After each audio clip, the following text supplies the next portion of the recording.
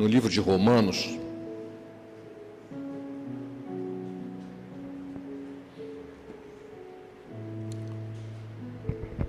Romanos no capítulo 8, Romanos no capítulo 10, Romanos capítulo 10, versículos 9 e 10.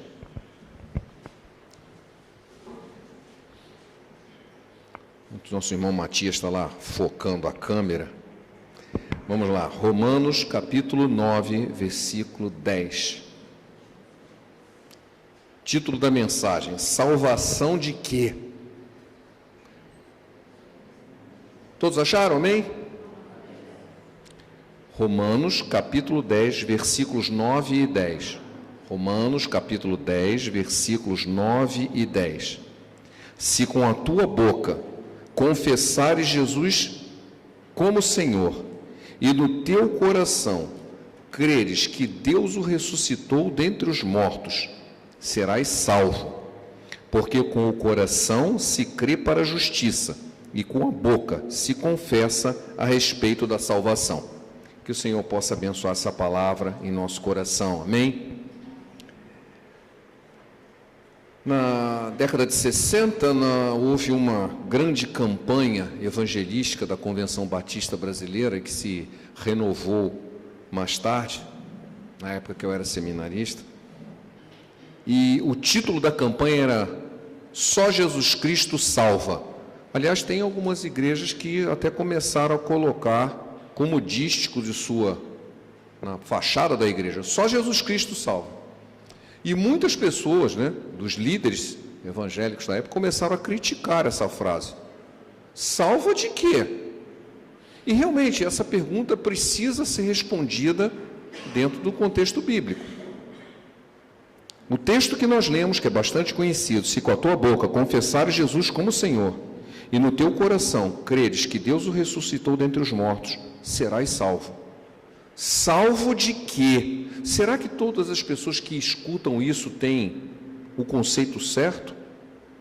Se você não se acha perdido, não precisa ser salvo. Eu não estou perdido, você é salvo de quê? Se você acha que essa dúvida é só sua, muita gente hoje, inclusive o presidente da República, tem usado o versículo de João 8,32, conhecereis a verdade, e a verdade vos libertará. Todo mundo conhece esse texto, conhece? Quando Jesus disse isso, as pessoas gostaram do que ele falou?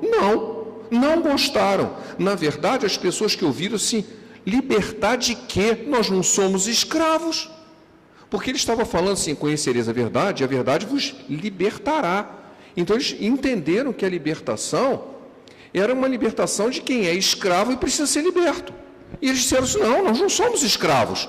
E Jesus teve que corrigir, sim, vocês são. Só não são escravos do governo romano, nem escravos de uma pessoa. Vocês são escravos do pecado. Aí mudou o conceito de o que era a libertação da qual ele estava falando.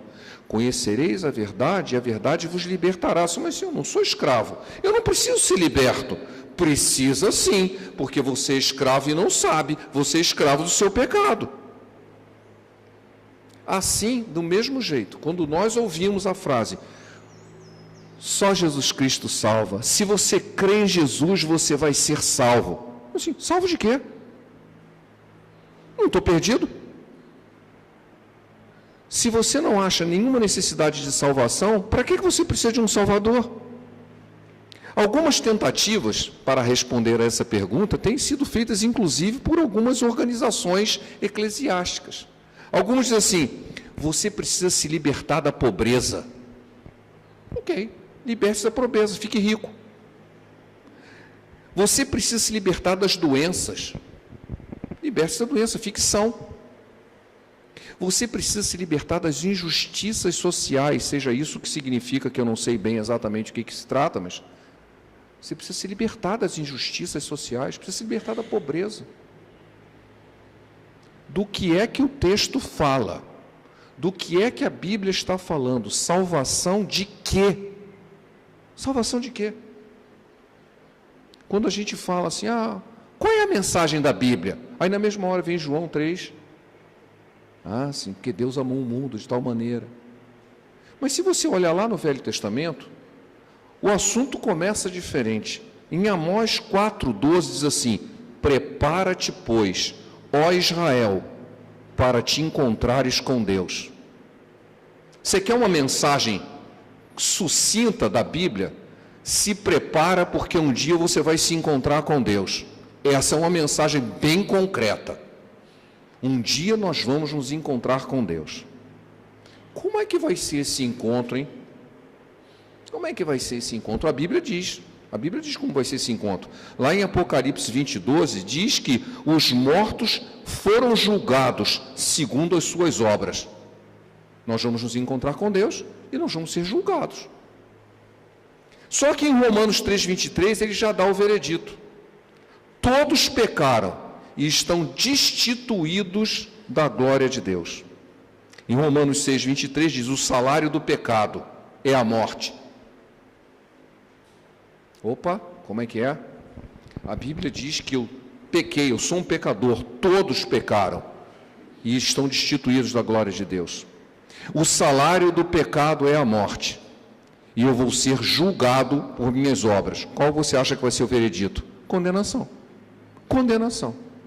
Então, a palavra que diz assim, você vai ser salvo, é salvo dessa condenação. Se você tem alguma dúvida, em 1 Tessalonicenses 1:10 diz: Jesus nos livra da ira vindoura. Qual é a ira vindoura? O juízo, o julgamento, da qual nós certamente seremos condenados. Algumas pessoas que fluem desde a humanidade que fica pensando nisso, assim, vem cá, tem um jeito de eu resolver esse problema? Assim, olha, se eu fizer bastante boa obra, se eu começar a praticar o bem, talvez eu consiga uma maneira de compensar isso. Eu faço o mal, mas aí eu faço o bem para compensar, como se fosse realmente uma balança. Eu coloco de um lado as boas ações, coloco do outro lado as más ações, e depois eu torço para que as boas ações pesem mais. Só que a parte prática e a própria Bíblia diz o seguinte: você não vai conseguir compensar as más ações, elas serão sempre mais pesadas, e você vai perder. Algumas outras oferecem uma solução até meio estranha, assim, não, mas eu vou ter uma chance em outra vida, eu vou reencarnar, e aí eu tento compensar aquilo que eu tinha feito de ruim antes. Ora, se esse processo fosse válido, nós estaríamos melhorando, mas nós estamos piorando. A cada geração nós estamos fazendo cada coisa pior. Mas peraí. Aí eu fui perguntar isso para a pessoa que crê, não, mas sabe o que é? É que os espíritos evoluídos, eles saem da Terra e vão para outro lugar, e vêm uns outros planetas de ruim para cá. Eu falei, nossa, então a Terra é o esgoto do universo, tudo que não presta vem para cá, e o que é bom vai para outro lugar. Eu falei, mas que ideia estranha. A Bíblia diz que isso aqui Deus olhou para o mundo que Ele criou e disse, nossa, isso aqui é muito bom. Aí alguém disse, não é bom não, o que é bom mesmo vai embora, e o que não presta vem para cá. Isso é para enganar as pessoas. Não, olha, você vai ser julgado, e sabe de uma coisa? Você vai ser condenado, porque você está perdido. Não, eu não estou perdido, eu sou um cara legal, legal sobre que parâmetro? Com você comparado com os seus pares? E sobre o olhar de Deus? Você é um cara legal? Né? Mais importante do que o que você pensa a respeito de Deus, é o que Ele pensa a seu respeito. O que você pensa a respeito de Deus não vai mudar nada, mas o que Ele pensa a seu respeito vai. E aí? Você vai ser condenado? Então o que o texto diz é a solução do problema. Se com a tua boca confessares a Jesus Cristo como Senhor, e do seu coração creres que Deus o ressuscitou dos mortos, você vai ser salvo, salvo da ira vindoura, salvo das consequências do próprio pecado. Então ele fala de duas coisas: eu preciso confessar e crer. Confessar e crer. Aí alguns dão um desconto assim, basta crer. A Bíblia nunca diz isso. Confessar e crer. Eu creio. Você confessa? Não, eu só creio. Eu não confesso. Eu sou um agente secreto. Ninguém sabe. Nem Deus, né? Confessar e crer. no coração se crê e com a boca se confessa. Está escrito no versículo 10. O coração se crê para a justiça e com a boca se confessa para a salvação. Crer que Deus o ressuscitou dos mortos. Isso aqui vale a pena a gente parar e pensar assim, você precisa crer em Jesus. Você precisa crer que Jesus morreu pelos seus pecados. O texto não diz isso, sim, você precisa crer que Deus o ressuscitou dentre os mortos. Por que isso é tão importante? Por que isso é tão importante? Pode parecer estranho que o texto assim, olha, para a sua crença tem que ser que Deus ressuscitou Jesus dentre os mortos. Será que você já parou para pensar nisso? Vou dizer alguns motivos para o qual você não precisa crer.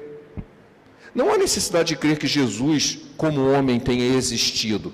Existem provas históricas da presença de Jesus nesse mundo. Eu creio que Jesus existiu. Você não precisa crer. Isso está escrito. Tem documento sobre isso. Não há necessidade de crer que ele tenha pregado aquilo que ele pregou. Ele falou coisas maravilhosas, que até hoje todo mundo, mesmo quem não crê nele, repete, porque são coisas maravilhosas, são coisas poderosas. Será que ele falou aquilo mesmo? Eu tenho certeza que ele falou, sabe por quê? Ele morreu por causa disso. Ele começou a falar tanto que incomodou as pessoas que mandaram matá-lo.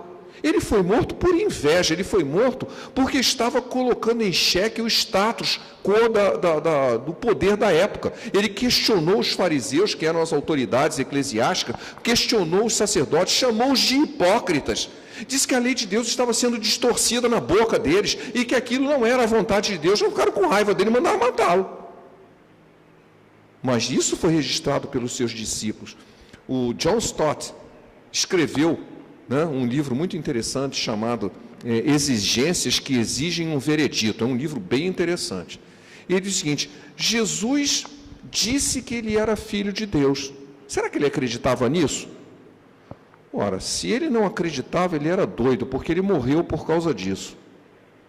Ele morreu acreditando em algo que era falso? Não, ele morreu acreditando porque era verdade. E mais, e os seus discípulos também acreditaram. Praticamente todos foram mortos também. Nenhum deles ficou rico, nem se tornou líder de uma grande igreja, uma mega igreja, tendo uma vida luxuosa. Não. Eles foram perseguidos e mortos por aquilo que eles diziam assim, não, eu não posso ficar calado, eu vi isso acontecer, isso é verdade. Eles criam realmente naquilo que eles estavam falando. Então, eu posso ter certeza de que tudo aquilo que Jesus falou que está na Bíblia é verdade. Mais ainda, eu não preciso crer que Jesus tenha sido crucificado. Você precisa crer que Jesus morreu por você. Ele disse isso, está escrito, que ele estava morrendo por mim. E outra coisa, existem documentos que provam que ele foi crucificado.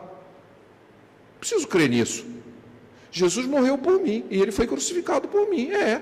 Está escrito, tem um monte de coisa que prova que isso é verdade. Ele disse que fez isso, então eu tenho que acreditar. Mas o texto disse que o que eu preciso realmente crer para a minha salvação é que Deus o ressuscitou dos mortos. Assim, que estranho. Não. Eu creio que Jesus fez milagres, é isso que eu tenho que crer? Milagre tem tudo quanto é religião. Toda religião descreve milagres. Qual o problema de crer que Jesus fez milagres? Nenhum. Toda religião tem milagre. Então não é crer nos milagres de Jesus que vai me salvar. Mas crer na ressurreição é outra coisa. É algo bem mais difícil. Se vocês lerem Atos 17, no discurso de Paulo em Atenas, não precisa abrir a Bíblia não vou mencionar o texto, só contando a história. Para quem conhece a palavra de Deus, em Atos 17, Paulo vai para Atenas. E ele começa a percorrer os templos lá e fica revoltado com a idolatria local. E ele faz um discurso no local onde se tinha um local próprio chamado Areópago, que existe até hoje. Acho que eu já até mostrei um filme sobre isso aqui. Eu estive presente nesse lugar, é um local ungido demais, é uma benção. E ele vai lá e faz um discurso. E junta um monte de gente, aliás, ele é chamado para ir falar. Nós queremos ouvir que doutrina é essa que você está falando. E ele começa a falar. Começa a falar de Jesus, começa a falar do Deus da Bíblia, começa a falar que é o Deus desconhecido, que eles não conheciam, porque ele disse que todo mundo tinha um monte de Deus e que tinha um templo lá chamado ao Deus desconhecido. Se como eu adoro um monte de Deus, vai que eu esqueci algum, e de repente esse que eu esqueci fica com raiva de mim, então eu vou fazer um templo só para o Deus desconhecido. Era essa o raciocínio. Ele disse, olha, então já que vocês fizeram um templo ao Deus desconhecido, é exatamente esse Deus que eu quero pregar. E as pessoas ficaram interessadas em ouvir. Só que em algum momento ele fala que Deus havia ressuscitado Jesus. Quando ele fala isso, as pessoas simplesmente viram as costas e vão embora. Esse cara é doido. Viraram as costas e foram embora, deixaram ele falando sozinho. As pessoas ouviram o discurso de Paulo até que ele menciona que Deus havia ressuscitado Jesus. A partir dali, ninguém quis mais acreditar no que ele estava falando, prestar atenção, foram embora. Isso aí não tem sentido. Foi embora. Isso é um tagarela. E foram embora. Ou seja, não era fácil para aquele povo, e mesmo hoje, você crer que Deus tinha ressuscitado Jesus. Na verdade, as pessoas que ouviram Paulo falar isso até zombaram dele. A ressurreição de Jesus é a pedra fundamental do cristianismo. Eu acho que a gente esqueceu isso. A prova cabal da sua divindade. Por que eu sei que Jesus era Deus? Porque ele ressuscitou. É o desfecho do perdão dos nossos pecados. Existe um texto que diz assim, olha, pode ser que uma pessoa morra pelo seu amigo. Na guerra acontece muito disso. Você vê os relatos de guerra, um sujeito dá a vida pelos amigos, ele deixa morrer. Mas ele não ressuscita depois disso. Jesus morreu por nós, quando nós éramos ainda pecadores. Mas mais do que isso, outras pessoas podem ter feito isso por mim. Morrer para proteger sua família, morrer para proteger o seu país. Jesus morreu por mim, mas ele ressuscitou. Em 1 Coríntios 15, 17, há um texto fundamental nisso. Se Cristo não ressuscitou, é vã a vossa fé, e ainda permanecejam os vossos pecados. Já tinham pensado nisso? Se Cristo não ressuscitou, a nossa fé é vã. Ele falou muita coisa bacana, ele falou muita coisa linda que nos edifica, ele fez milagres, mas somente a sua ressurreição é o selo que realmente garante o perdão dos nossos pecados. Se Cristo não ressuscitou, é vã a vossa fé, e ainda permanecejam os vossos pecados. No texto seguinte diz, mas ele de fato ressuscitou. E nós somos libertos do pecado e do poder do pecado por causa disso. Então, a ressurreição de Jesus é pedra fundamental da nossa fé. Nós precisamos crer que a morte vicária de Jesus tem eficiência sobre as nossas vidas, porque o poder foi demonstrado na sua ressurreição. Confessar que Jesus é o Senhor. Então, eu preciso crer que Deus o ressuscitou dos mortos, e isso é a prova de que Ele nos perdoa os nossos pecados. Mas eu também preciso confessar. São duas coisas. Crer e confessar. Confessar que Jesus é o Senhor. Bom, mas eu posso escrever no meu carro, Jesus Cristo é o Senhor. Aí o meu carro vai se converter, né? É o meu carro que se converte? Claro que não. Eu posso escrever na porta da igreja, Jesus Cristo é o Senhor. Ele é o Senhor da minha vida? Se Ele não for, não adianta se escrever em lugar nenhum. Não é isso que o texto está querendo dizer. Confessar é confessar no que eu creio, no que eu vivo. Reconhecer que era uma verdade, é revelar isso. Olha, Jesus é o Senhor da minha vida. É também fundamental que Jesus seja o Senhor da minha vida. Porque se não for, o resto é mera palavra, é mera filosofia. Não passa, não, assim, eu vou ser agente secreto de Deus, né? Eu creio, mas eu não falo para ninguém que eu creio, para ninguém rir de mim. Bom, então você não está confessando. Você tem vergonha? Você tem vergonha do que você crê? Você tem vergonha de quem você é ou você não é? Eu lembro de uma frase de Margaret Thatcher, muito interessante, que ela diz o seguinte: exercer o poder é como ser uma dama. Se você precisa dizer que é porque você não é. Perceberam isso? Se você precisa dizer que é porque você não é. Eu sou crente. Você está tentando convencer algo que ninguém acredita. Porque quando você é assim, eu sabia que você era crente.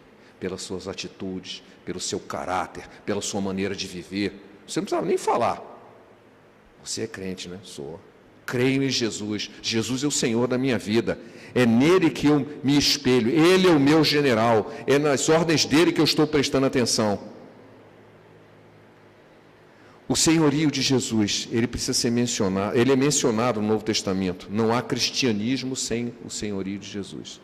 É muito fácil escrever Jesus Salvador, Mas o que importa é que ele não será Salvador se ele primeiro não for Senhor. Se Jesus não é o seu Senhor, você pode até ser simpatizante. Você pode gostar das coisas que Jesus ensinou, você pode achar ele um cara fantástico, e ele realmente é. Ele dividiu o mundo em antes dele e depois dele. Suas palavras ecoam até hoje. Mas você continuará sujeito à ira de Deus, se ele não for o Senhor da sua vida e, portanto, o seu Salvador.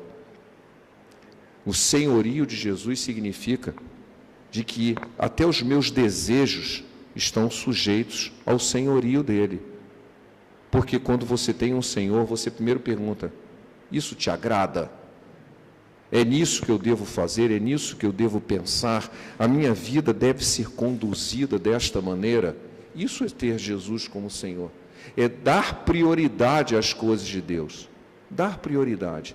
É muito triste você, muitas vezes, encontrar pessoas que você tem uma certa atividade de relacionamento com Deus. Não precisa ser uma atividade como a gente fez ontem. Muito legal, né? Muito legal.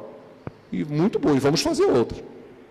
Mas são atividades humanas. E as atividades, vamos nos reunir para orar? Hoje eu tenho outra coisa para fazer, e você vai ver qual é a prioridade.